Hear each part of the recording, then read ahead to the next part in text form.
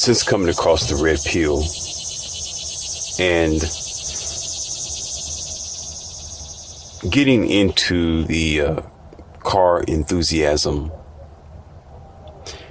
I've learned a lot, and it have straightened out a lot of my perceptions that were woefully childish, woefully out of shape and unbalanced.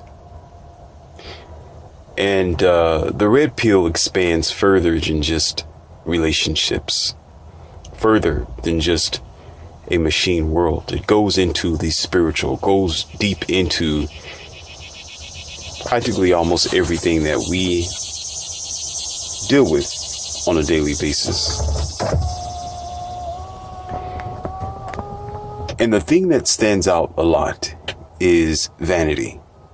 That's what stands out more than anything. Vanity wastes our time. Vanity is what destroys us. Vanity is what slows us down to getting somewhere when we are 54 years old versus if we're 23. The differences between a 23-year-old and a 54-year-old. The 54-year-old will do something I'm going to share with you now. A 23-year-old loves their vanity. They will adapt to music and become a good protege of the artists of the music industry and whatever is on the idiot box called the television. They will think that they are a man or a woman at that time of their life. They think they know everything. They got everything together. You can't tell them anything. They're the ones who will definitely get into the car industry to show off, for flash. You know, they're quick to buy the Mustang that has a high output V8 engine and put the car on very low profile wheels. Well, they're the ones who don't mind spending a couple of extra bucks or paychecks to impress those who are around them with whatever that they wear, however that they talk, or whatever that they put on their automobile. And what ends up happening is these same individuals run through life for a short period of time, not realizing about reality. They love their blue pill life. They don't understand yet. They have not experienced yet. They're just 23 years old yet.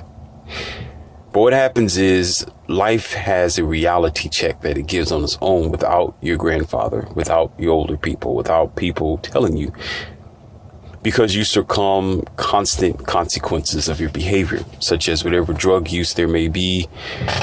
Your car keeps breaking down on the side of the highway because you want to run it ragged. Or for those who are very into just style without context without contents, they end up in the wheel shop almost every month to every week because their tires are so thin, their wheels are so small, and every bump, every curve, every pothole that they come across in the road finds them while everybody else is still moving forward, passing them up, and they're on the side of the road trying to fix this tire that they should not have had on their car to begin with. And what I'm saying is this: vanity is the differences between performance and looks. The majority of people go for what looks good, go for what is colorful, go for even at times is comfortable for them. But the performance is woefully overlooked. And this you can tether to your relationship as well, like women.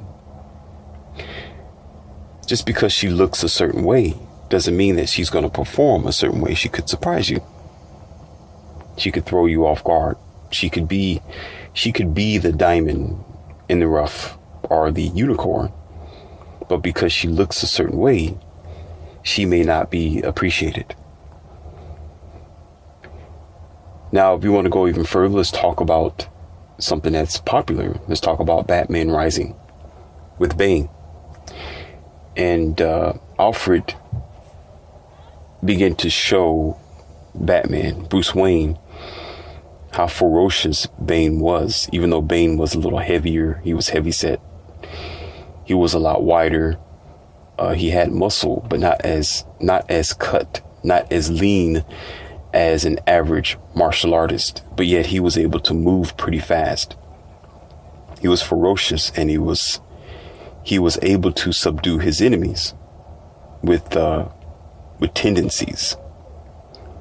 And it surprised Bruce Wayne, and it surprised Alfred enough to bring it to Bruce Wayne's attention, to be aware of Bane, that Bane is not a man to be messed with, that he has to keep his guards up.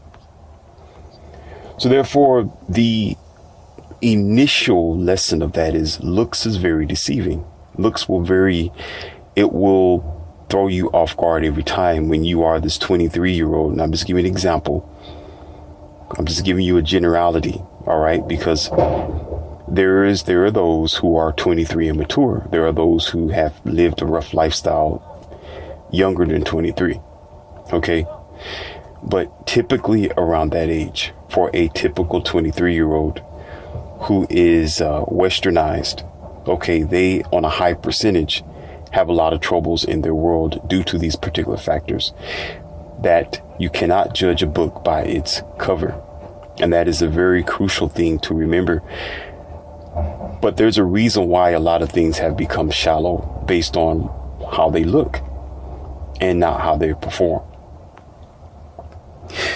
I have a certain car now. I told you about my Lexus. And I got another certain car that is very deceptive. It's also a luxury sports sedan. And I've come across several people in their funny looking Camaros and their Mustangs. And they thought they can take me because my car is not loud. It's quiet. It's very calm. It's the wise man standing in a corner with his hands crossed and learning and studying everything.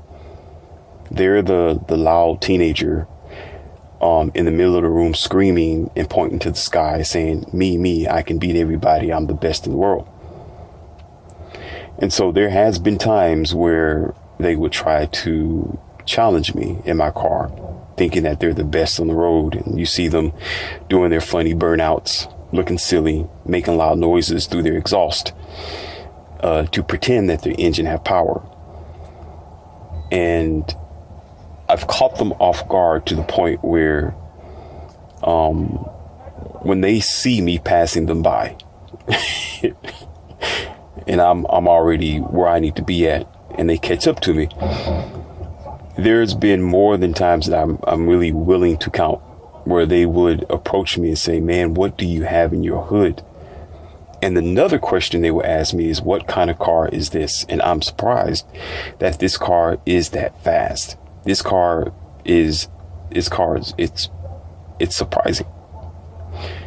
But I'm not telling you that to gloat. I'm not telling you that. I'm telling you this to let you know that looks is very deceiving. That just because you are in a loud Mustang with yellow stripes on the side and you're barreling down the road, that doesn't make you fast. You sound fast. But real power is in the performance itself. Real power is in the production. Like the woman who says that she is, and I don't need to go there, but I told you it goes everywhere. I'm just going to keep it simple. Independent, strong, and I can do it all by myself. But in reality, she really does not. You know, she's reliant on the state. She's reliant on child support. She's reliant on grandma, grandpa. She has a bullpen of blue pill betas in the numbers who are constantly providing for her. Okay, she just wants you to think she's independent.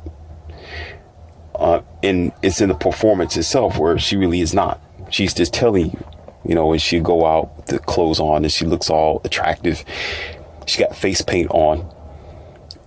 Like some of you men may think maybe in your eyes and mine what a 9 or a 10 may be in looks. She may even look like a 9 or a 10. You know, and she might even have some decent youth to herself where you think that she might be able to perform quite well in the bedroom to donkey dunk. But as soon as you get there, she might be very quiet. She don't talk. She'll lay on her back and just let you do everything. Okay. Or she's very, when it comes to whatever that maneuvers that you are interested in, she's half-hearted about it. She's not into it. She's humglum. She's just go with the motion because of how frequent she is able to get into those mingles. So therefore, you end up being disappointed. You end up finding out that you did all the work and it was just not as great as you thought it was, the way that it looked to be. So what happens to get to this point? First of all, I just told you music is a very, very deceptive thing. And as I have took the time to think about what I was going to tell you, I don't write down my speeches. Okay, everything is not on.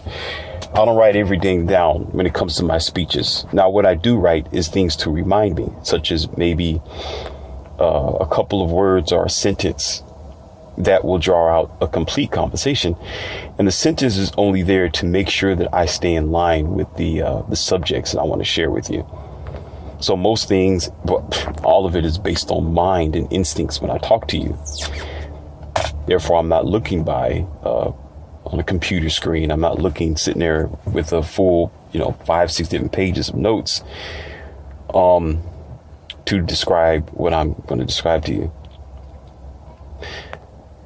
But however, music in its very basics, such as Christianity, religion, there was a song and a guy called in. He said, hey, Mr. Morpheus, you talk about how we are moved by the deceptive idea of religion. And I need an example. I need an example of what it is like to be deceived when we are reaching for our cognitive dissidence, but yet the religion itself is trying to pull us back into a lying cesspool, basically. And they wanted some examples. And they want some examples of music. So I have found those examples for you. It took some time, but I got it for you. There's a song by BB and CC Winans. And in the song, she herself, I don't know if it was BB or CC. I don't know which one's BB or CC because it's a man and female. She sang, it says, the song called What Do I Have to Give? And if that's not the title of the song, that's what she sings in the song. But if you look through the album, they don't have too many albums. They have like several albums, I think 3 or 4 CDs, to be honest, CDs that you can look through and you might find that song, say, What Do I Have to Give? And she sings it solo or by herself without the guy. And in the song, she's speaking for gesture and she's saying, basically, she didn't have anything to give. But if you believe and put your energy and life in gesture will give you more than valuable things, more than gold, valuable things more than your vanity, so to speak. They were trying to say vanity, but they said gold, which is the twist about it. It's the twist. Here, and I'm going to share something with you. I was thinking to myself, in comparison to what I have versus what she's talking about. If you believe in the indoctrination, you're going to be given something more than treasures and gold. Okay, that's what she was saying. She did not want to, and nor do your religion, on a general basis, although some of them may teach that and preach it. But in music, they are very careful. They're very meticulous because they know that's how you are mind washed. They know that's how you feel good listening just to the vanity part of it and not the performance part of it. I listen to the performance. And so I'm comparing my life versus her religious thoughts. And I wouldn't trade it if you paid me to trade. I wouldn't trade where I am in life and my standings, my strength, my growth, and my success for any religion ever. Okay, in her trying to speak for gesture, to say, what is it that you have to give unto the Lord, basically? And in return, the Lord will give you peace untold, life untold, riches untold. that's outside of vanity. Okay. But she didn't say vanity. She said gold. Okay. Because if she said vanity, it will destroy her, her programming to program your mind. Because if she says vanity, okay, you will begin to look at your life and realize that some of the things you're doing, if you're not the 23, you're the 54-year-old, you're no longer living in vanity. You're no longer living pointlessly. You are more meticulous in your purchases and you're frugal. Okay, so the music is not angled towards wise people. It's angled towards younger, ignorant people. It's angled towards the unlearned, the broken-hearted believers, those who are still, they're 54 years old, but yet they're 23 years old in their maturity. So they'll begin to think that washing away their need for money and financial structure, okay, is the way to go, and just believe in a mythical being and throw their life away, basically. Okay, in which you have to eat, you got to take care of your home, you have to take care of your car, you have to feed your children, you got to have a place to stay, you got to have your light bills paid, you got to have a roof over your head. The list goes on. Okay, and that requires knowledge, that requires wisdom, that requires dealing with the vanities of the world, not putting spinners on your car, not that type of vanity. What I mean is you have to filter wasting time to build money sometimes. Sometimes you do a 9-to-5 job. Well, there are times with my clients as an entrepreneur, there are some of them who I have to hold and I have to fold. I don't waste my time. There's some of them that I realize it's going to be a long ship. I'm not going to be able to close any deals with anybody that I'm talking to in that circle. Okay. Or they don't care about my health programs. You know, they're going to keep eating bad food. They're going to keep an unhealthy lifestyle. Or if I'm going to work on somebody's car or something like that, I know that they are not sincere. When they keep putting the dates off, the car is raggedy. They're raggedy. They're ratchet. When I look at the car, they open up the car door. There's all kind of French fries and food all on the seat. You know, the steering wheel's sticky. All right. I don't even get inside the car. I'm like, you know what? I'm good. This is very nasty. You know, and you gotta have to pay up front. You know, either you pay for my services right now. I'm not gonna sit up here and do accepting the IOUs. Okay. But there has been some clients where they will say, well, I don't have the money right now. I will pay you next week. Okay. Usually I don't tolerate that, especially with the easy evaluation of them. Okay, it's either upfront or no service at all. And if they're going to get some work done, they're going to have to call in advance. It ain't going to be that very day. You know, oh, Leon C., are you available here on Saturday? My car broke down today. I need you to come and fix it and help me. Okay. It's a rare occasion. It's not that I'm not going to be there if I can, but oftentimes I have other people to take care of. However, in that measure, getting back to what I was saying, because I'm getting ready to get off subject. And I got to get back on the subject. Okay. So I get this correct here. You'll learn through wisdom. You'll learn through trial and error the differences between vanity and the things that are important to you. Okay. Money is an asset. And when she's talking about gold, that is her good expression of music, just trying to entertain you, because there are some who collect gold. Gold is still in currency, and it's around several places, but oftentimes you use money and credit. Money or credit cards. Okay. So basically it's money if you really want to think about what she's talking about. Okay. And last time I checked, when you don't have money, you are going to be in a depressed state of mind and a depressed state of being, because there's not a lot of people who's going to care about you being down and out. And there are too many people who are homeless and struggling. They are not outside shaking the cup for a prayer. They're not outside asking for you to come and lay some fake hands on their forehead because they got a headache. No. They're out there on the sidewalks and on the street shaking a cup because they are needing money. Okay, or requiring money or some type of assistance, whatever their issue may be. That's up to them. But basically, they're not out there looking for your interpretation of religion to come swoop them up. Okay. They're down and out and they need money. So therefore, if this lady is saying that, in exchange for a belief system, it's going to be better than gold or better than your lifestyle or your shingles, your mankind products. Okay, then we have a different perspective going on here, because if that's the case, the world will be a different place. If that were different, there will be more unratchet religious people, or you can say those coming out of the church not looking like zombies, in which they do look like zombies.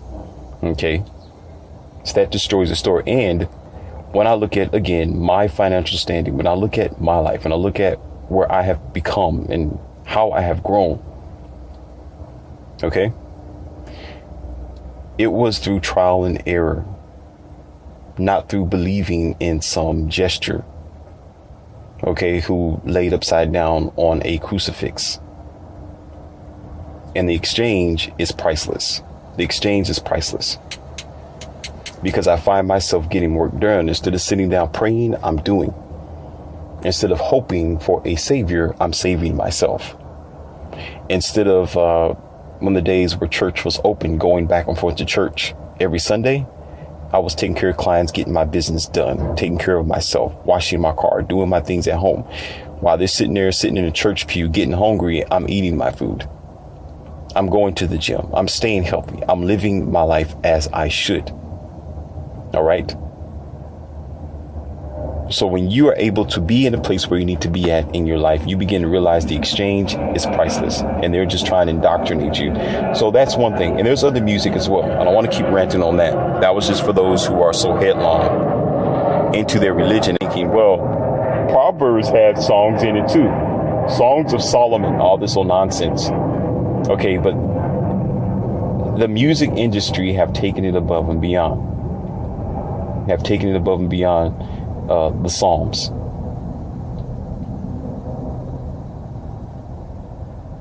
There's other music like Luther Vandross. Luther Vandross said this in a song as well. And it's called, there's a name for it, and I don't want to get it wrong because I thought about this. In the song, he's saying, I'd rather have hard times than to have it easy apart. I'd rather have the one who holds my heart. It's a very slow song, and I'm not going to sing it for you, even though I can't sing. So in the song, basically, he was saying, I'd rather be with this girl during hard times. We're struggling. We're going through the world and dealing with things back to back than to have it easy apart. Because I'd rather have the one who holds my heart. In those lyrics, you would think it sounds decent, but it's outdated. You would think that it's a good idea. You struggle as a team together. You are going to peruse the world and deal with it as a companion. But why do you have an 80% divorce rate today? You say, well, there's exceptions to the rule. No. Save that for somebody else who cares about your opinions, because that's just an opinion, not facts. Your opinion is opinion, not facts based on realistic statistics. Relationships don't last like that anymore. And women do not peer bond with men like they used to. And they're not peer bond material anymore. So therefore, you're going to be struggling in a relationship in which you are thinking it's a good thing to struggle because your grandparents and ancestors of the non-intellectual circles told you to and said it was healthy, and it's not. You're not with your companion to struggle with your companion. You struggle against the world and against time, which makes sense. All right. But it has been introvertedly turned inside us to think that it is healthy for us to argue with each other as we are dealing with the struggles of the day. So therefore, it will be senseless for you to think that having it easy apart is worse than being with somebody that has your heart, because it is good to be with your companion, somebody who cares about you, but how do they have your heart? How can they ever have your heart if there's somebody who you are struggling with?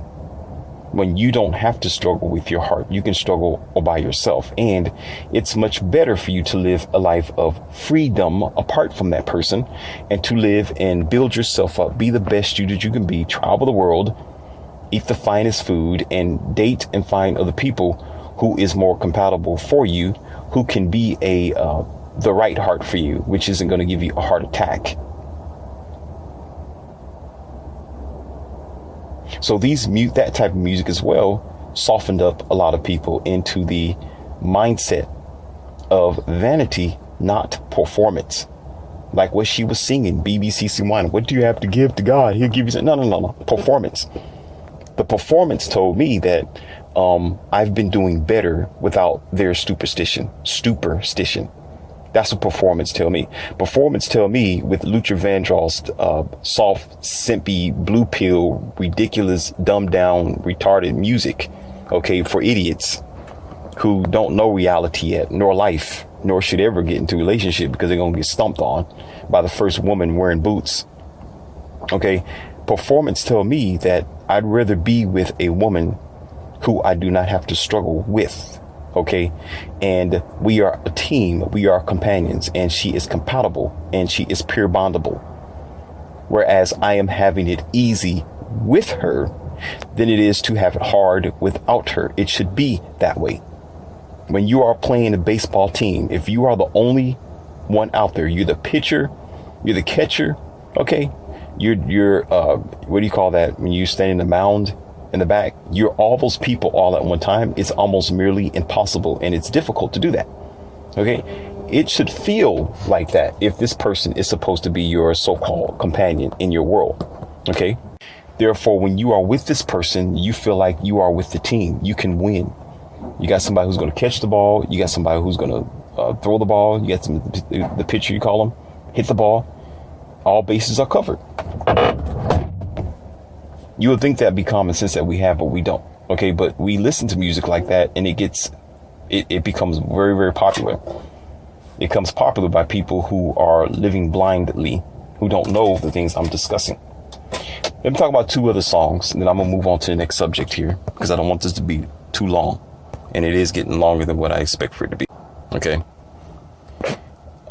There's another rapper, and I'm not gonna say no names because I don't do that on my channel. Everybody's respected. Everybody's balanced. Okay. I like music, but I also listen to the music too. The beat is good. The tempo, the tone, it's great. But there are times where the words catch up to me while I'm bobbing my head. And in those days, and it's a lot of days where my instincts in the front, I'm not the type of guy who picks on everything. If you think I am, you'd be dead wrong. I can let things be sometimes, and you'll be surprised I'll stand there and things it'll just be like a roaring river and I'm just cool as a cat. Okay. But there are times where my instincts is yelling at me to pay attention to what I am listening to, pay attention to what I'm doing. And when I do so, I catch the words and I hear exactly what they're saying in the rap song or the R&B song. But younger generation, kids who are 23 younger, are immature, grown and immature, listen to it just for the beat. You know, not the performance. They just listen to the vanity part of it, right? As they're thumping down the street. And this male person says this. He says, I want a bad girl. I want a bad girl. I want a girl who gets down and dirty. I want a bad girl like that. And on the other end, you have a female artist who's saying that she wants a bad boy. She wants a bad boy. She wants a boy who gets down and dirty. Right? And you begin to wonder to yourself, what do these teenagers think? What do these growing people think about this music? They don't. They accept it, and it becomes a modulator for themselves, a module for their thinking. And what happens is it goes into their subconsciousness when you don't focus on it, when you don't pinpoint it at your door, at your frontal lobe, at your conscious level, not your unconscious level. When you don't attack it with your conscious level, it goes into your subconscious level and you end up doing those very things and don't know why.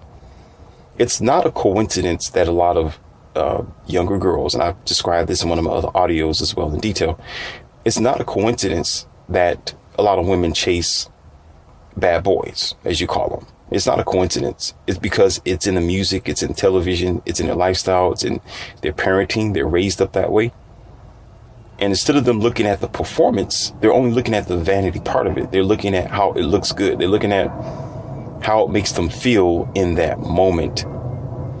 As a car enthusiast, I understand that horsepower is important to get to where you need to be at, and performance as well. But there's a cost when you press the accelerator like that. There's a cost with tweaking your engine up and tuning it to the point where it's making noise in your ears and you burrowing down. There's a cost to it, and you're going to have to pay for it eventually. Okay, because it becomes vanity at that point. It's not the point of endurance where it's going to survive. It's just loud. It's loud. Right now, I can take a car and, put the muffler, exhaust, intake, and all that great stuff on it.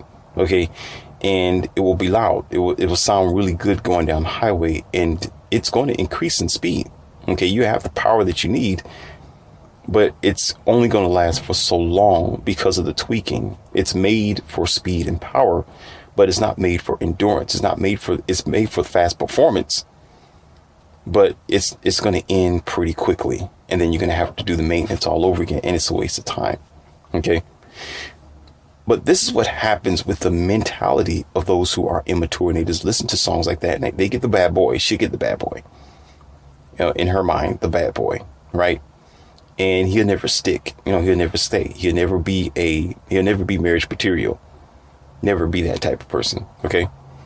And all the guys who are really decent performance of long lasters, they're made to endure. They're not that loud. They're not in prison all the time. They're not interested in the highlight or the mainstream. They're not interested in the rough patch of life. They're career driven. They're focused on their tasks. They got their own business. They got their life together. They're making money. They're at home. They don't have any kids. And if they do, the kids are there, or the kids with the mom, but his life is still together. He's still well kept. All right. She'll look over him as if he's pointless because he's not bad enough. He's not that loud Mustang. Right. But the problem is, and you already know about this, I don't need to discuss it, but I'm going to say it anyway. Life gets bad and she realizes that she can't live that life anymore. There's a lot of women that would tell you that themselves. There's a lot of older women, 42, 56.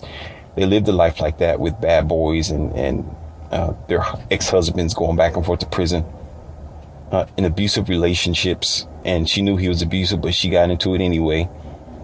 Gambling problems, so forth and so on. And she wasted a good gumption of her life. And she don't want to drive that car anymore, basically. She's like, oh, that Mustang. No, it was trash to begin with. That's when I was in my younger years. I don't know what I was thinking. And now she's driving a Kia. Now she's driving some type of sporty SUV or a sporty SUV Mercedes or something like that. She changed her mind because reality slowed her down. But then when she gets to that point, who's she looking for? She's driving it. She's looking for the performance. She's looking for the performance, not the vanity. She's looking for that guy who's going to endure. Not with loud pipes and loud engine where she can't drink her milkshake when she's driving or eat food without it rattling out of her hands and dropping her lipstick on the floor after she's sitting in the passenger seat. And it's too loud. She can't make a phone call when she's wherever she's at because the car's too loud. Where whatever's on this loudspeaker, Bluetooth, she can't listen to them because the muffler's too loud. Can't live that lifestyle. Not forever. But okay, for the man, it's the same thing. But they wise up a lot quicker. Meeting this bad girl ends up causing problems in his life. He ends up being the one in devastated situations, in compromised situations, and he grows up pretty fast. So the measure of performance is something that ends up waking him up. But what you don't know, what a lot of people don't understand is it's in our environment that is promoting us to think that way, promoting us to think that vanity is everything and all and everything. I cannot tell you how many men who I have trained or spoken to in the gym circle, and definitely martial arts. Martial arts is a very big thing, where because they are 6'3", 300 something pounds, they'll look at Morpheus and say, "You ain't nothing," and I just smile at them. I just give them a really big smile, and I just say, "Okay," and they're put down. And the sensei don't say nothing because he already knows. Okay, he already knows. But that dude ended up looking stupid. You don't know how many men I've seen in the gym that's been in there and they're like, oh, I'm the biggest one in there. And they start washing themselves in there. They're halfway out of breath before they even get out of the lockers to go out. They haven't lifted a dumbbell yet and they're out of breath. Okay. And the first thing they do is lay down on the bench and that's it. You know, they do their bench press and they leave. And I'm thinking, is that all? You're missing your legs, your arms, your back. You're not even doing your chest right. You got to do more than just the bench press. You got to do your squatting. You got to clean it over your head, all that type of stuff. And they walk out and they do this all the time. And what will end up happening every now and then is when I'm talking to someone, I can hear this guy sitting down on the bench talking about every other guy that's in the gym. Oh, this guy's scrawny over here. This guy's weak. Why is he lifting 25 pounds? Why is he lifting 35 pounds? Why is he? You see that guy over there on the treadmill? Oh, he's so, look at him. What is this man doing on a treadmill? What is a treadmill for? And this guy have no clue. He have no clue whatsoever that he's a loudmouth talker. He's the one which is all about vanity, not the performance. So then when the challenge comes around, when we do a UFC challenge, when we got to get into a wrestling match, okay, when we got to produce certain performances to check out our status. Okay, these guys, they don't line up. They run out of breath. They get tired. They fall down. They're not Baines. Okay, Bane was working out. Bane would do his martial arts. He wouldn't sit there watching a football game on the couch and saying, "Oh, I used to do that." No, he would probably, most likely, he was probably working out and doing what he can to keep himself in shape. He just had a large frame, which make you think that he was slower. Okay, but in reality, in this world, okay, there's a lot of them who are just slow and mindless and think because they used to be a quarterback that they are okay. They end up being the ones being laid out first because they got too. It's just body weight, not strength. It's body weight, not strength. And I did a test with that as well. Well, because they are of a lot of, they're at a certain height and a certain weight. Their body has to have a certain amount of power to be able to function around. That doesn't mean that they outperform those who are not as powerful as them or tall as them. If you want another comparison, talk about the diesel truck and a high power vehicle. The Trackhawk. I like that. I'm gonna get that one these days. The Jeep Cherokee Trackhawk. Okay. I think 750 horses around that for a Jeep Cherokee Trackhawk. Okay. A monster under the hood. Now you look at the diesel. If you get a red hat or you tweak the diesel up a little bit and you pump up the horses, you get it to about 880 horses, something like that, with a Peterbilt, something. You'll say, man, they got power, that thing. But I don't know. I don't want to compare that diesel to, the Trackhawk. The Trackhawk is 750, something like that, right? But the trick is the diesel, the truck is built to haul things. It's built to just carry heavy things, and that's just about it. And it has to have that much to carry its own body, because I think most of those they call them what do they call them? Tractors. Most of those tractors, they have a heavy weight, a governing weight. Some of them 12,000, 24,000 pounds. Okay, so they need that extra power to push them down the road, just like the heavy set person or woman. If you watch them, they're bobbling left and right because their body is needing that extra power to push them forward. So of course, when they lift something or they grab something, it's going to be of a heavy weight, or the potential where they can move it because their body weight is used to that, because they are that heavy. Okay, so that becomes a big misunderstanding from those who don't know anything about physics or themselves and woefully out of shape. Okay, so if anything, I would take the Trackhawk, and of course that thing will be out of there by the time the diesel even get into second gear. Okay, it's performance versus vanity. Again, here's the lesson: performance versus vanity. Now let's go even further. This is going to be a good story for a lot of you, and it's another email that I'm answering here. And this may also be something of performance versus vanity, but I think it might be, it might hit home for a lot of you who are parents. Some of you who may have been in the situation, and look like I might have to make a part 2, but I'm going to try to squeeze it in. All right. There's this gentleman who I know of personally. And when he emailed me, I was kind of not so shocked, but I was more like, where you been at? How's your life going on? Things of that nature. Now, he tells me that his ex-girlfriend put him through hell for his child. She took his child and ran to New York. Okay. And he had troubles in his life and he had family issues. So he couldn't get around like that. And he was broke and poor. You know how the story goes. And he was also homeless as well. So it's not like he had financial standings to get where he needed to be, even though there's programs to help men like that. Okay. Around your world. We just don't know about it. So she calls him a good week before he contacts me. And she told him that she would rather for him to take full custody of his now 17-year-old son. All right.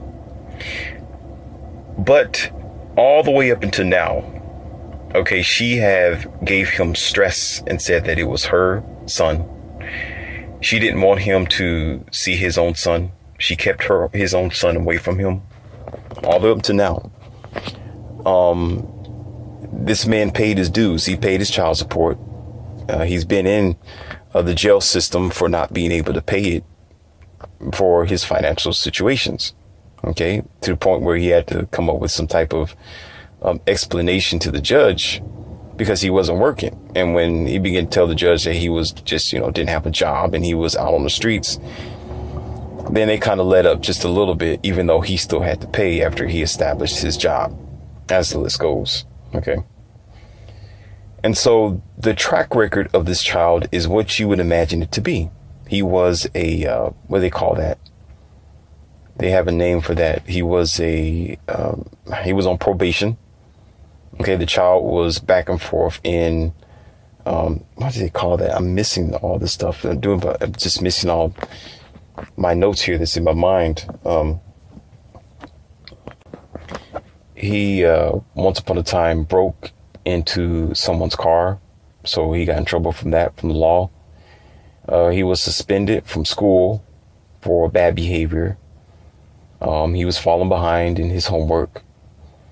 The list goes on. He didn't want to do what his mom told him to do. He would stay out late. Even broke into in his own house because the mother decided to lock the door because he didn't come home at a certain time at night. So she locked the door. Okay, to tell him that he needs to stay out there until she gets home as a punishment, and he breaks the door and all that type of stuff. So he was pretty much out of control. But it wasn't the boy's fault. It wasn't his son's fault. It was the mom. The mom did that. She created him to be that way because he needed dad and mom there. He needed dad and mom. But because she said she didn't need him in the child's life, he wasn't going to be the authority figure for him. The child got away with just pretty much anything. He was caught driving someone's car that he broke into, tried to steal the car. I think they call that, what do you call that? Theft, Grand Theft Auto, something like that. I know that's a cartoon. I mean, that's a video game, but they called it Grand Theft. He tried to rob someone in his neighborhood. Yeah, the boy's wilding out like that. He was wilding out and he won't listen to what the mom said. So what ended up happening, basically, now that I remember it all, is that he was out of control to the point where the mom couldn't do anything with him, and his cute days were over. So all of a sudden now she calls him and says she wants him to pick up the slack, and the boy is 17 years old. And this man have already moved on in his life. He got 2 degrees now. He was able to get back he got his life back. He got a nice house now. Got him a decent woman. So far, she's decent. Okay, I didn't approve of him doing such a thing, but so far she's doing okay. and he's taking his red pills every day. So he got his eyes open on her. He's not 100% trusting this woman. He's waiting for her to jump. And most times they do. Contrary to what your so-called counselors and marriage counselors would say, if you expect the worst is going to happen. No, when you close your eyes and you turn your back on the river, you're going to drown. Okay, you got to keep your eyes open because it's a real thing. Your potential enemy is not somebody who's going to be across town and across from you. They're going to be living next to you or living in your own house underneath your own roof, laying next to you. That'll be the one that puts you under. And it's women who put men under. Okay, worse than any type of invader or sickness. Now, be done with it. But anyway, he decided to do that. So he moved on. And having this 17-year-old now, he asked me this question that I'm going to share with you. And I'm going to tell you why I told him this. And first thing is first, I said she made her bed. That means his son's mother. She made her bed. She needs to be accountable for her actions. Okay, that's what's number one. A lot of men don't get that. A lot of women too, to a degree. Okay, when things are done against your power and against your will, and the other person have created the damages, they have created the hellion or a hellish situation. The one who have created it should be the one responsible for fixing it and cleaning it. Okay, she made the mess, so it's up to her now to deal with his rough lifestyle. Okay. And now this man done moved on. He's living his life. I said, listen, you can talk to your son, contact him every now and then, which will be okay because he needs you. Try to be a voice for him whenever you can. Okay. But the days of being father, like what it was when he was 12, 11, 9, 8 years old is done and over with. It's done and over with. And I see it happening often where what women would do they'll take these children and they will raise them up to be to the age where they can no longer control them, to the age where they no longer is able to be under their oppression. And now the child has a mind of its own. Now the child is grown enough to talk back. Now the child begins to show the damages of what the woman have done. Now all of a sudden the woman wants to give the child away. Now she wants to be irresponsible or say, I forgot that I created this, so I'm not going to be accountable for the behavior of this child. The reason why this child is acting like that because you never been in the child's life. You never was here, but yet you was. Like this man, he was there, but she just wanted to use his powerless situation in order to take full advantage for her own reason, because she didn't want the child to grow up to be proper. She wanted the child for child support. She wanted the child for an additional meal ticket and to basically to pay her bills, regardless of this man's well-being. He was locked up. He was out on the streets. He was struggling, eating. He was eating whatever anybody gave him. He was in the, He was in the shelter homes, getting hand-me-down food, turkey, during Christmas, the little turkey dinners that they give you. Where was she at the whole time? She was well taken care of. She had family there with her. She was in her own house. Her child was there. His child was there. Where was he at? Out on the streets. While she was taking the child support to pay for her habits, to pay to get her nails done, to buy her some new shoes. And it don't cost that much, but I'll take like 20, 30, 40, 50 something bucks, 60. Get your nails done, shoes done. Where was she at the whole time while she was living in luxury and he was practically surviving for his life? The man was surviving for his life. Where was she at? And now that she have pilfered, taken, parasited, and taken this man for everything that he has and his child. She took his child. He's 17 years old now. She took his child. He's no longer a child. He's a grown boy, still growing. Okay. You know how I feel about 17, 19 years. They're still children. He's a grown boy now, no longer a child. She took that away from him. And now all of a sudden that she realized her consequences, she realized the Frankenstein that she made. Now she wants to call up the father. Now she wants to say, I need you now, finally, after I've did my dirt. Okay. So my response to him was to tell him, listen, she made her bed. She needs to lay in it. She's responsible for this boy's life, even though you are the biological father. Okay. The child was taken from you. Okay. And created to be a meal ticket for her. And she was the sole responsible guardian of this child when you was helpless and couldn't do much for yourself. And she knew that you couldn't, but she didn't try to help you. She didn't try to support you during that time. You know, where was she at when you was out there on the street? Nowhere. Okay. When you were struggling, where was she at? But yet she didn't want you to, and went to New York as well, knowing your conditions. Now all of a sudden she needs you to come and pick up the slack. No. Call him up, talk to him every now and then if he needs you. Okay. But the responsibility is on her. She made the mess. She's going to have to clean it up. And a lot of times this is a lot of situations that we encounter. And it's amazing how many men I come across, and women sometimes. It's rarity, but it's mostly men. They get to the situation, well, I'm a man. I need to be there. I need to be there. I need to, I'm going to pick up the slack. I'm going to go ahead and do it. Let the boy move in. I got a story for you, because some of y'all don't get this, but I got a story for you as well. I got a twisted story. I got another side of this that y'all don't get. Okay, because y'all thinking, Morpheus, that is still the father, and the father should take care of the child. The child's 17, not like the child's 23. Okay, all right. You don't know anything if you're talking like that, because children learn their best between the ages of 3 years old and 5. Some say 2, depending on how you raise. In 2 years old, things are going to be flashy in their subconscious mind. That means they'll learn things that they don't know anything about yet until they get older, but it's not going to be as sufficient in their subconsciousness. Okay.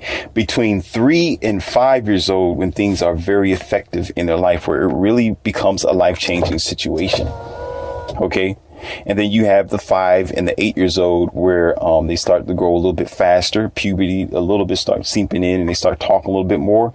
They're really trying to interact with what's around them, and they think whatever that they see is real. They think whatever that they know of is facts during that age. Okay. Then the age of 8 and 14, now they get to the point where the puberty is really starting to hit them, and they're learning even more. So basically, I don't want to break it down in science and biology for you. You should know this already. Okay.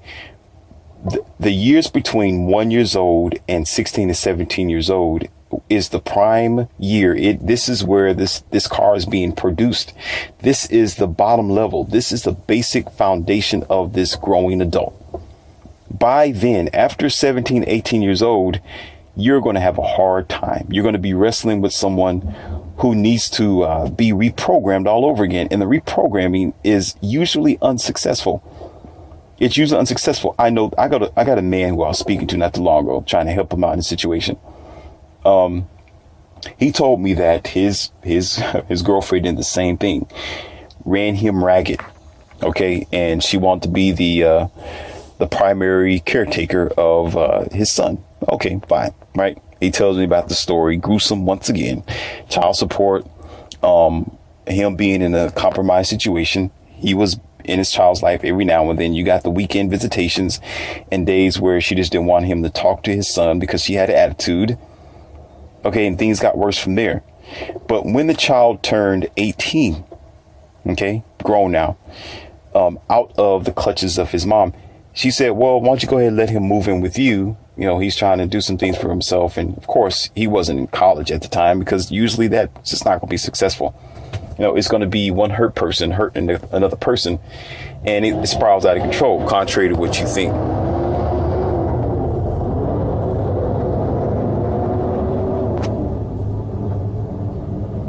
So the man took in his grown child now.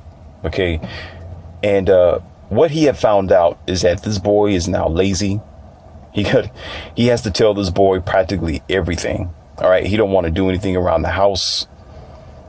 He's not interested in making anything out of himself. He's unmotivated. And let's see, what did he do one time? One time he stole his credit card out of his wallet. Okay. And purchased some items and made him pay for it. There was a time where he told him to lock up the house, be responsible. He came back home after going to work. That is the father. And the door was unlocked. All right. The door was unlocked, and nothing was secure. And the boy was upstairs in the bed asleep. and he was supposed to go out and find him a job, things like that. Okay. He pretty much ran this man ragged. And what he didn't understand is, listen, this is deep. He had to re-raise his child at the age of 18, or you can say 17, 18. He had to re-raise his child at that time. While this man, listen, this man was on the verge of retirement, right? He wasn't 65, something like that, but I think he said what was he, 56, 59, something like that. He said he retired like at 10. He was old enough to have gray hair. Let's put it like that, because I don't want to get it wrong. All right. He was at the point in his life where he was looking for peace and freedom, where he was looking to relax, and he was looking to find jobs that were going to be more dutiful for him. All right. Not be stressed out about his home conditions. Right. During that time of your life, when you get mature and you get settled, you're not looking to take on 3 or 4 different jobs at one time. You're looking to ride in a boat, go to the beach, do some fishing, relax a little bit, sit in your camper. You know, by that time, those days of the 18 years that are gone, you know, the task is done by now, especially if the other person took the responsibility forcefully by the government's backing and support system in her own hypergamy and mentality. Okay, she decided to take that labor from you, right? And now you are, you still have your own labor to deal with. You still have to move on in your life, make a new family, build a new life for yourself, and think of other things you need to do for you, because you can't get that 18 years back. 18 years will not come back to you. But a lot of times they do come back in that form. And what ends up happening is that 18-year-old, 17-year-old child ends up being your burden, a real life burden, a real struggle, because now you're not dealing with the 1-year-old or the 5-year-old that you used to know. You're dealing with the 18-year-old creation of your ex. You're dealing with what she did not do for him and what she did do to him in his mind for the 18 years.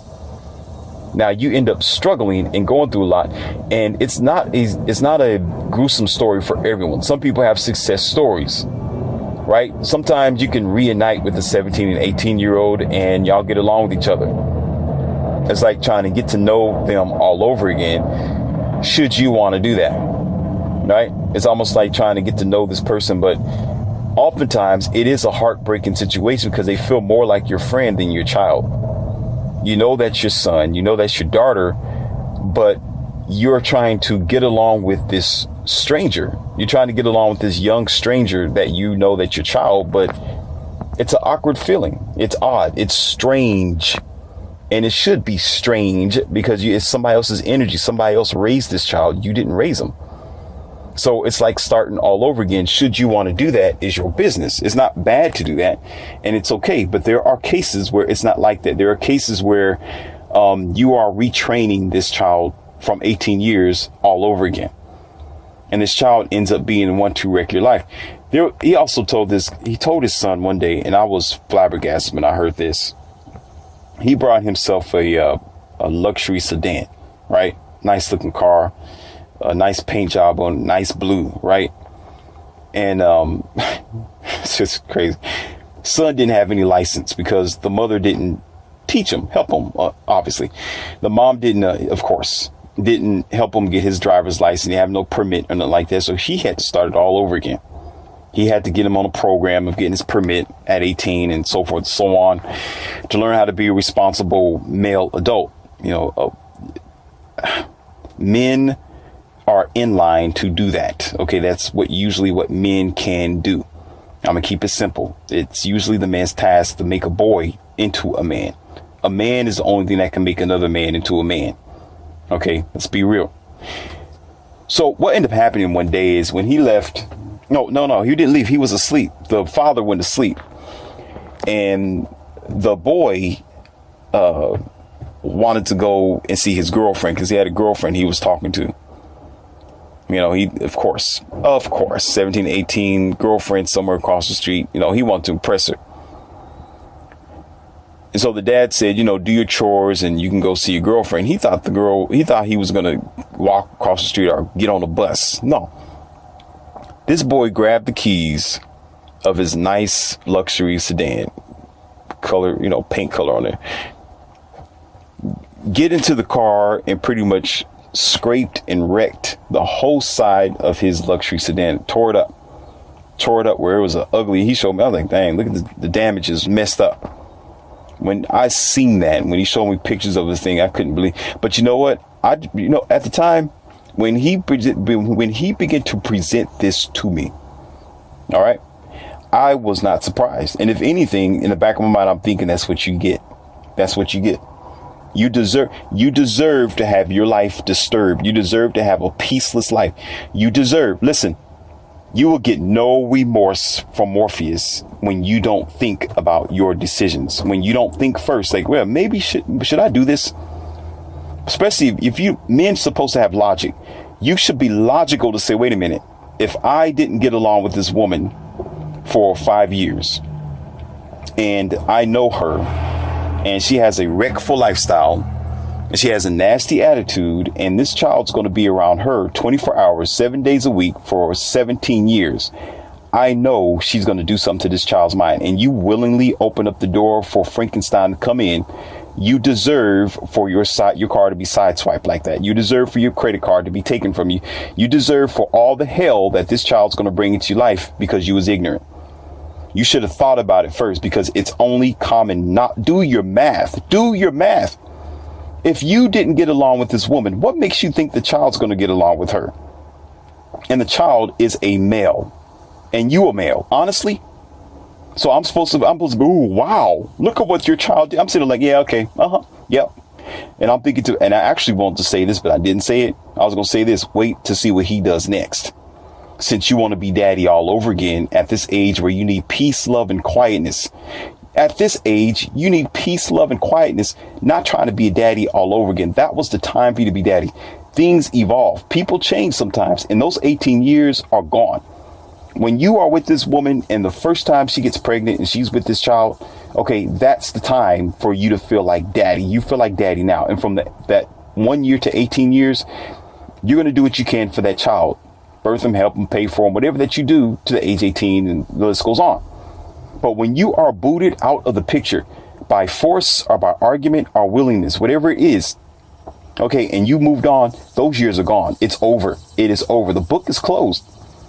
Then several years passed and you done tried to build up a peaceful life of yourself and everything is okay. And then when you open up the door without thinking and say, you know what? Okay, well, I'll just go ahead and do it. Oh, you can live with me now, 18-year-old child, and they bring hell. Don't be surprised, because you are taking in the programmed, indoctrinated, engineered product of your ex-lover, of your ex. So what makes you think that you're going to have paradise thereafter? What makes you think that your life is going to be good and they're not going to be stupid and make bad mistakes when your ex made bad mistakes? When they are taken on the mind of your ex, that most likely in most cases, if you pay attention to the news and you are aware of your current country curriculum, okay, they don't get better, they get worse. They get worse. And when you meet them, oh, have you found a new boyfriend? No, I haven't found anybody. I'm still single. Are you remarried? No, I'm not remarried. I don't think I ever marry again because I can't find a good person. Or here you go. I can't find a good man. You should be thinking, oh, I wonder why. Go figure. Duh. But no, you sitting there like, oh, I don't know what's going on. Okay, I'll do it. And you take in her younger program, Agent Smith. So you got Agent Smith that programs little Agent Smith to come and destroy your world twice over. And then you get mad because your house is broken into, windows are shattered, car is tore up, your credit card's being stolen. They want to bring in they want to bring girlfriends to your house while you gone at work and don't know about it. And your sheets are stinky and nasty and you won't be stupid about it. And you want Morpheus to be merciful on you or have pity. Like, oh man, I understand you can do. No, absolutely not. As much as I care about children, that's children. I didn't say grown 18 years old because I know at that time, that means they're past the program. That means whatever the parents did between 18 years and under, okay, that was the time to say, okay, let me adjust this. Let me teach that. Let me change my curriculum here because they're getting ready to try to be an adult. They're growing up. So I need to think to it. Once they start turning 15, 16, 17, it's time to change your life into a different gear. At that time, because now they are thinking like you. Now these kids they're trying to get out there now. Now they're going to be the ones who are going to be bringing groceries home eventually. But when you decide not to switch the gears up and you just live a wreckful lifestyle, and then come 17, 18 years old, when you reach hell, now you need help. No, absolutely. No. I applaud family to come together. I applaud when you have a 17-year-old estranged child that comes back into your life. It's a good thing. I applaud that. But you don't understand that there are severe consequences behind taking up the measure of somebody else's lack of accountability. Okay, so I told him specific. I said, listen, no, I said, let her clean up her mess. She made Frankenstein. She needs to control Frankenstein. You keep living your life. You have moved on. Love him, care for him, call him, help him. Okay, don't, what do you call that? Don't reject him, but keep living your life. She is going to have to deal with the responsibility. Let him keep living with her. Let her be the father and mom that she wanted to be. She wanted to take it. Okay, she wanted to deal with that measure of stress and labor. Let her deal with the measure of stress and labor. A lot of you, well, I'm a man. What are you supposed to do? Who said you're supposed to do what? The only thing you're supposed to do as a man is live your life. Nobody should tell you otherwise. And as a matter of fact, nobody can tell you otherwise. You need to know how to tell yourself, well, men are supposed to do this. Men do that. I'm the alpha of the family. Go ahead, be the alpha. Go ahead and be alpha. Be alpha stupid. Go ahead. You need to start thinking with your head and not with the programming. You begin to realize it don't work like that. Sometimes you got to know how to say, you know what? Nah, she messed up. Let her mess up. No, she created the house. And when the house tumbles over because it's built on bad foundation, she needs to be willing to clean it up. She made that responsibility. She made the damages or produced the damages. It's supposed to be your task to sit back and say, well, you did it. Have fun with it. You blew up the balloon until it burst. It's a water balloon. You kept blowing it, and now you got water all over the floor, and it burst. You clean it up. It's your responsibility now because you wanted it. You asked for the task. Deal with it. Yeah, I love my child. I'll be there. Yeah, I'll be there Thanksgiving. I'll say, how you doing, son? Give him a hug, and give him a little pamphlet to wherever you need. Oh, you need a job? I had a connection over here. East side of town. Go get there at 9:00. But I'm out. Because by that time, 17 to 18 years old, this young teenager is out the door. They are a young adult now in their mind. Okay. There's nothing you can say or do to them at that time. They will agree to disagree with you until you leave. Did you understand how children's mind is? Even 5-year-olds do that. They will smile at you, take the candy, and as soon as you leave home, they're transformed into something else. I know this because I mentor and tutor all the time. So what makes you think a 5 and 6-year-old, which is smart enough, as soon as you, the taskmaster and slave master and evil person that they think you are, okay, leave the room or the house, and now they're free to do it if they want. Now they're going to act like a child. They're going to throw frisbees around the house and flip on the bed and all the things that they were afraid to do around you. What makes you think a 17 and 18-year-old person is going to do? And they are well trained as soon as you are gone. Okay, as soon as you are gone, she's pregnant. As soon as you are gone, he's impregnating someone. As soon as you are gone, he's in your stuff. He's playing with your motorcycle, sitting on it, pretending that it's his. And when you turn the keys around, he's going to go take it somewhere and try to put it back as if you don't know that it's been moved, and try to put it in the right spot and try to put it in the right place. Yeah, I know you got mile counters if you want to do that, but some of y'all ain't smart enough to do that. Look at the tachometer and realize that there's been like 5 or 6 different miles additional on it. And there's an extra scratch on your bumper. But because, I'm daddy and mommy, I'm going to do it. Dummy and dammy, if you want to look at it like that. So when you have to understand that if you put your mind in a perspective, and here we go again. Here we go. Performance versus vanity. Ooh, threw that at you, didn't I? The vanity part about it is the fact that you won't be thinking about, they do need a little bit of help, but I've always wanted my daughter of 17 to come live with me.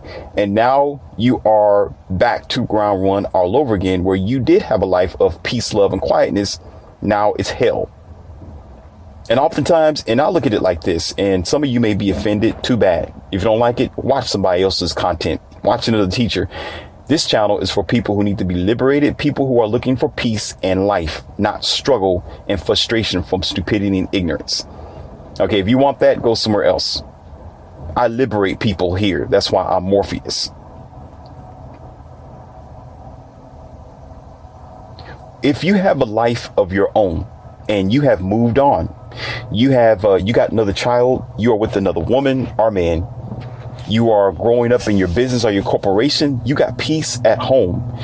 Your refrigerator is the way that it is. Your carpet has no dog stains or foot stains nowhere. Your door stays locked. Your car is where it needs to be at. Your credit card, you can put it on your table. When you come home, it'll still be sitting on your table. If you live that type of life, okay, then there is generally and psychologically no way that you're going to attach yourself to additional labor that's going to compromise your peace in your life that you have built for yourself. But for those who have not built their life, they have been struggling and they haven't moved on. They have been doing better for themselves after their 18-year demise with their girlfriend or boyfriend. Okay. They didn't know how to build themselves up. They didn't make the best of who they are. Okay, they're not living their life. They're just functioning in their life as an automaton. All right. And they don't have any directive, no goals, no future preparation. OK, then, yeah, those people would generally just sure. Come on. I don't mind the chaos in my house. I don't mind you coming here and let me be the parent all over again and live a very uncomfortable, stressful life without peace. They don't mind that because they don't have it anyway. They don't mind not having direction because they don't have direction anyway. So they'll be like, yeah, sure. You're 18 years old. You're 21 years old. You can move back in with me. Yeah, sure. Yeah, you went out there and got pregnant and now you got a child that you're responsible for. But sure, you can move in my house, you and my grandchild, because I don't have anything going on here anyway. Anyway, that's just very, very basic.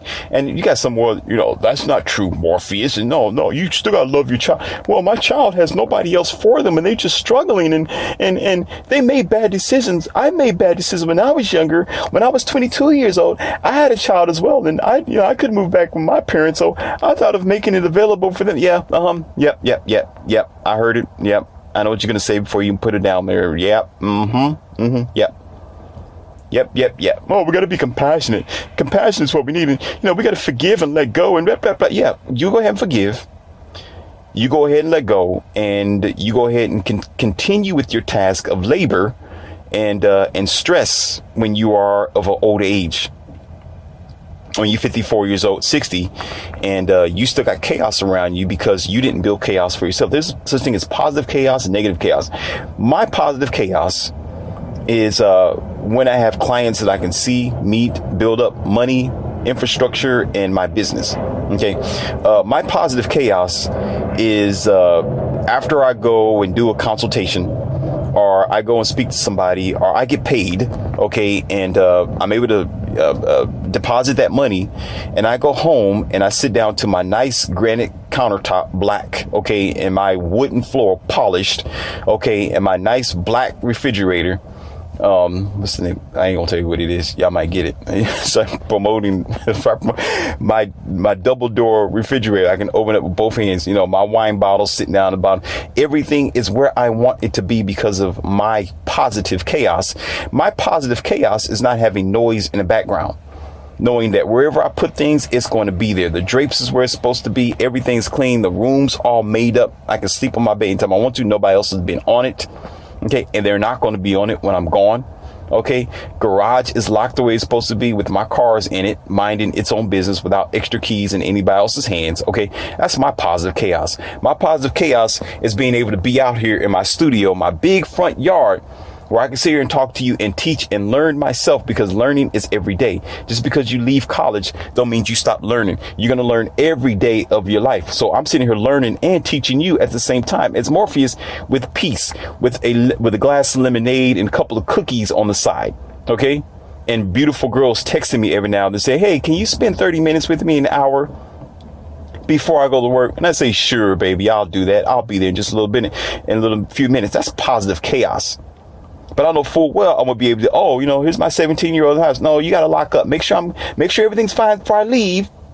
Oh, I gotta take you over here. Oh, you don't have your license yet. Let me take you over here because you need help over here and there and there. So now I can't live my life. Now I can't be here in the studio. Now I can't go and see beautiful girls as I want to as a man of peace and means and prospects.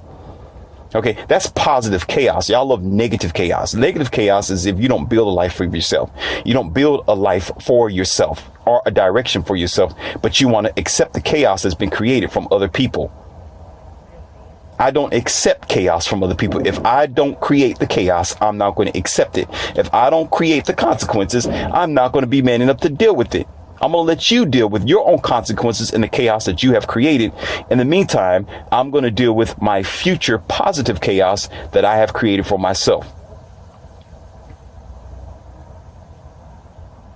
If that don't shut the mouth of the angry man and open up his eyes, then there's nothing else that will. Then I see these people every day. You don't know how many parents I see every day who do that very same thing and have the nerve to sit here and complain to me that they don't have time to do anything. They're stressed out. They can't work out. They don't have the money that they need to take care of their family and their 21, 18-year-old and their grandchild at the same time. And the dude is 54 years old. I'm like, dude, you are 54 years old. You got a 21 in your house. You got an 18-year-old in your house, and you're taking care of the grandchild. Don't you have a life? What are you supposed to be doing right now? What are you supposed to be doing with your life? Living it, right? No, you're struggling and you're suffering. And then he has nerve enough to get mad at me because I'm free, because I can do whatever I wanted to. Because I'm gonna go downtown to a motorcycle meet. I can rent a motorcycle if I want to. And rent it, a nice, what is it, a Cross Rocket, a Hayabusa. I can rent one and go down there to the downtown, right, in town, and get in the motorcycle show and ride around with my homies. What can he do? Clean up the house. He's at home being a stewardess, cleaning up Cheerios off the floor from his 21-year-old daughter's child. And trying to help her with her chaos. That's what he's doing. And then all the while he's like, man, I want to get around like you. How you do it, man? How you get so blessed? No, I didn't get blessed, nor did I get lucky. I begin to love myself whenever you don't love yourself. I begin to love myself because obviously he don't love himself by taking on unnecessary tasks. And then the bad thing about it is, and this is what happens, because the programmed mind happened at a young age where you hear older men and people, women say, oh, you're supposed to be provider. You're supposed to be the purveyor. You're supposed to do this for sure. You're supposed to be the man. You're supposed to do this for the family. And what happened is he'll work himself to death. He don't mind working 11 hours a day, Monday through Friday, every single day. All right. And then when his children and family act up, okay, and they make the chaos. Right? She does that. She takes the child for a good 7, 8, 12, 13, 18 years. Right? And then turn around and give that chaos back to him after she done got done manipulating it. Amazing. And then now he can't live his life. Now he can't hit the road like he used to. He can't be an entrepreneur. His trophies are collecting dust on the shelf. He ain't doing no bowling anymore. If he does, got to bring his 18-year-old grandchild with him in order to go bowling because he's bored and lonely and ain't nobody there with him. I'll be having some young thing around me during that time. Somebody's gonna be sitting there with some beautiful legs and a pretty bright smile, but he don't want that. He don't want that. He wants slavery. He want the tradition that was screwed up and messed up. Now, this is a different story if you was with them. Now, that's a different story if you was with them and you grown with them and you helped to create Frankenstein. You helped to create Frankenstein. Then, therefore, maybe there might be somewhat of leniency there. Then, yeah, you might have to deal with that and let it grow and do whatever you need to do. But oftentimes, it don't work like that. Oftentimes, it's a chaos and a creation from someone else. So you got to turn around and say, no, I've changed. I'm a different man. I got a different lifestyle. You deal with what you have created. This is what you wanted. You keep it because my life is not going to be filled with chaos because that's what they will bring to you. And some type of common sense in the back of your mind, which we don't have anyway, should say, Why is this 23, 22, 21, and sometimes 24-year-old with a child anyway in my house? You don't think like that. But, oh, that shouldn't have happened to begin with. Yeah, you can move in. Here, Dad, can you watch my grandchild for your grandchild for, for the weekend? And you do it all the time. Here, I'll do it. That's fine. I ain't got nothing else to do with my time anyway. I get bored out here. How are you going to be bored? You're supposed to be a man. You're supposed to be able to create whatever that you can think of through logic. Right? I can be out there in the dumb, dank, hot, humid forest, and I will find something to do. I will cut something down off the tree, let you come back a week later, you'll find a cabin house sitting there out of nothing. And you'll be sitting there with dirty rags on and a dirty face talking about, I'm bored, I ain't got nothing to do. I need to go see my grandchild. Are you out of your mind? Are you out of your mind? You can see your grandchild a couple of hours. Yeah, let me take care of you for I'll visit you for a few. Yeah, my grandchild, so cute. Take them out to the mall or something like that. Something cute every now and then. But on the other side, where is your life? Oh, this is my life right here. Yeah, for you, not for everybody else who have a free mind and a free soul, where they've been practiced investing in themselves. But when you don't practice investing in yourself, yeah, you're willing to sit there all day, Friday, Saturday, and Sunday. Come Monday, you're back to your slave plantation all over again. And don't give yourself an ounce of any type of investment or energy or freedom. And then you become bitter and jaded, and there's no more life for you because you gave it all away, being a twisted, manipulated man. I'll be the first one to say, yes, I love my grandchild. Indeed, I will watch him for a couple of hours, but you better come and get this child when it's all said and done. Because I got other places to do. I got other places to be, and I'm going to enjoy my life. I've enjoyed it then. I'm going to enjoy it now, and I'm going to enjoy it tomorrow. I'm going to do it. I'm going to be driving my Harley Davidson with nothing on the back, with a t-shirt that says she fell off. I'm going to be traveling the world, eating fine food, meeting many people, and dating beautiful young women. That's going to be there while I'm doing bowling. She's going to be doing bowling with me. Okay. If I decide to go do some golfing, she's going to be sitting in the golf cart looking pretty in her smartphone. Okay. While you're suffering with your continual labor of 18 years.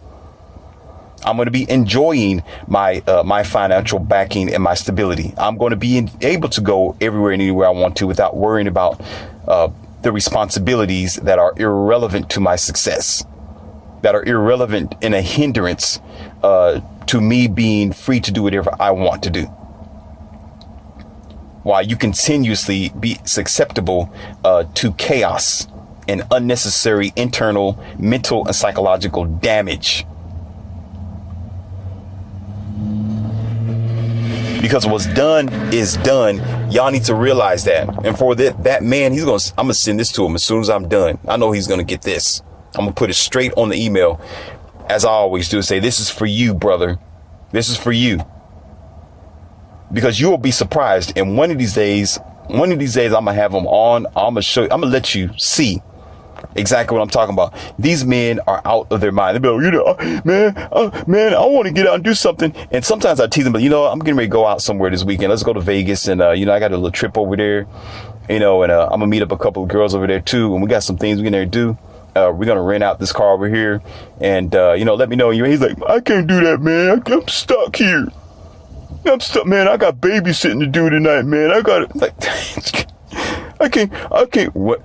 Cars not washed or waxed, don't have a garage, still need work done, having troubles with this car and his life, bills barely can be paid, right? Not going anywhere because he's constantly in struggle and chaos from what somebody else have created. And now, I already told you about 17-year-old stealing stuff, tearing up his house, okay, and getting ready to get his girlfriend pregnant. And now he's going to be not only a father all over again, now he's a grandfather and a father at the same time when he's seeking for peace and relaxation. Not going to happen. Because he decided to open up his door, and instead of him telling his girlfriend, no, you created this mess, you cleaned the mess, he's like, I'm going to do it anyway. Once a simp, always a simp for some people. Once blue pill beta who hate themselves, always blue pill beta who will hate themselves forever, so that way they have to deal with the consequences. Not me, not over here, not red pill, not a real person who loves himself. It's not going to be for someone who has a life, who've made a new life. If your life was taken from you, you can make a new life. If you've been hurt in your past life, you can create a new life in your bright future. But when you go back into the past and pick up something that haven't changed, then listen, when you go back into the past and dig up and pick up something that have not changed into your current new world, okay, your current new world becomes that same unchanged, malignant, manipulated trash that it was in the past. And therefore you have no future. All you got is you're living in the past in your present. Therefore your future don't exist. Therefore, forget about a happy retirement. Forget about having a happy life. You're daddy all over again and you stuck with Pampers, sticky stuff, and chaos. When that's not the intentions of life. The intentions of life is to live it. When you don't live your life is worthless. It's worthless to yourself and it's only expendable to others. If you don't like what I'm saying, too bad. Then you may just be that one who just don't have a life. But some other people do. I got part 2 coming for you.